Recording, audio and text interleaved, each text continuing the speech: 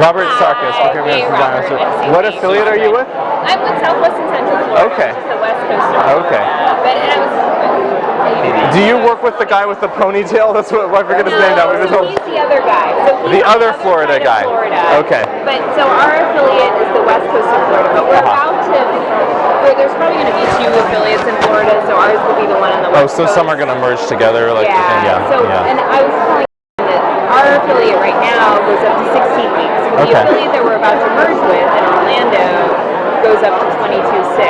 Okay. So they may be, and they actually do a decent volume, so they might be one. You guys aren't high volume, or? We only go up to 16 weeks. We do 5,000 procedures in our affiliate, but we have 5 health centers, so it's over those 5. So it's about 1,000. In a given week, how many 16-weekers do you think you do? Probably like 1. Oh, okay. Yeah, not many. Not enough to make it worthwhile. But Orlando, I think next week they're doing like 18 second try procedures. So this is 18 and above. So they're all cervical prep. So that's who you should be talking to. Do you know when they start to dig? What age do they use digoxin? I think she diges at all. They don't use dig at all. No. And they go up to 22. Yeah. The survivability is the most important thing. Yeah. No, I don't think she does dig at all. She trained like I did, which is like not dig. Just document and you're fine. So can you explain to me about the documentation, because people have talked about that before, and that's because it's an issue just to document. So there's the reason people do digoxin at all is for 1 or 2 reasons. One is to comply with the partial birth abortion ban, so that's why, or they think that digoxin makes the procedure easier. Right. So some people train to just document that, so to comply with the partial birth abortion ban, you basically have to say, I intend to utilize dismemberment techniques for this procedure, which is what we do always. If you do a procedure with suction, that's how you do it. Right. So if you document that, then you can some people just don't do dig, because that's how they comply with the ban. Right. So it's just like an affidavit that they sign, or what does it look like? It's not an affidavit, it's just clinical documentation. If this was your intent, that's how you did the procedure, and then you're done. This is just a standard form that the provider signs every time, or what does it look like? It's in each, so every time you do a procedure, that's how you document. So there's a checkbox that says, I intend to, so before the procedure, you do your evaluation, you write, I intend to utilize dismemberment techniques for this procedure. So does it actually say dismemberment in it? It does, yes, because that's how you comply. I mean, that's compliant. Interesting. And then when you the stigma is everywhere, right? But anyway. Well, that's just how you document. Yeah.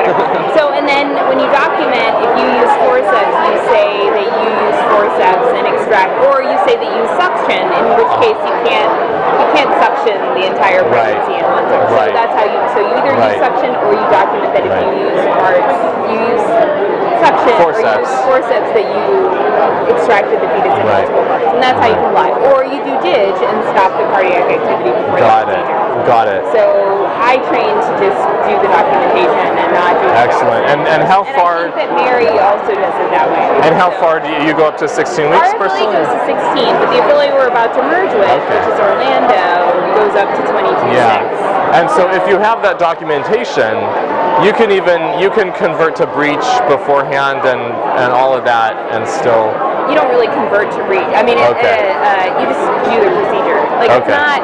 And this is the thing. I trained with somebody who just was like, I'm not doing digoxin, and we're just going to document, and there's never been a problem. Yeah. So that's just how we do it. So that's just how I learned. So, and that's I don't think Mary does dig. I'm like 90. Yeah, she doesn't. I don't think she does. So that's it's just a training thing, and what you're comfortable. And some people say that dig makes the procedure easier. So if you haven't trained with it, that's what you're used to. So that's it's just I don't know. I've never done a procedure with dig, so I don't know. Maybe it's 50 times easier, but that's just never what I've done. Yeah. Here, let me give you these. Okay. This is his card, and then it's mine. Okay. Do you have one that we can get? You know what? I didn't bring my card, which is not really smart. But I'll introduce you to Mary, or ask her to come over here. That would be Excellent. So Yeah. what do you guys do?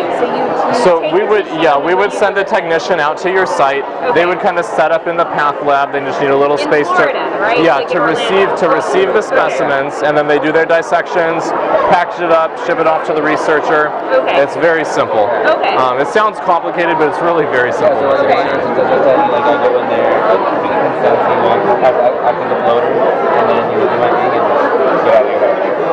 Super, Okay. try to be as easy and discreet as possible. Okay. So you talk with the patients about donating tissue. Right. Okay. And then Susan Tenenbaum, she's our founder and CEO. Okay. Excuse you. So, relatively clean. Okay. Yeah, I know, but patients ask us about it, and so the other question I have is like, is it legal in Florida? You know? I think I it's would, probably yeah, fine, I would but assume you that it's, wanna check. yeah, I'd assume that it's governed under the standard anatomic gift law, which is standard in every state. So Federal and not that's what we state. operate under. Yeah. Okay. That's the only other So, thing. yeah. Alright, well, I'll tell Mary, and she should find out. Again, the patients ask, so Yeah. Yeah. yes, you can do that. Excellent. Do you have any? Oh, do you have any pulse on kind of what the affiliate would expect in terms of compensation or anything like that? I'm the medical director, so probably You better are. to talk to CEOs. Oh. But that's what I was going to ask is what happened, like how does that work even? Oh. So I probably need to Yeah, we start at like $100 per specimen. You can continue.